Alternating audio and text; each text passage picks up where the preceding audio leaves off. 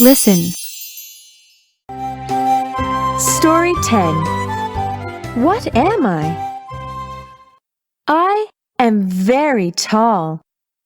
I am beautiful. My green leaves get really big. I love to be in the sun all day.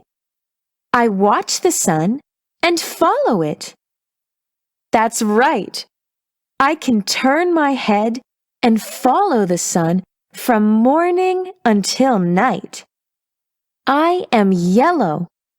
When I was small, I was just a small black seed.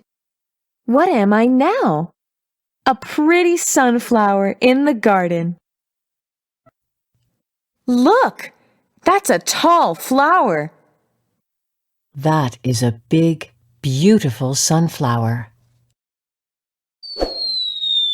Read aloud.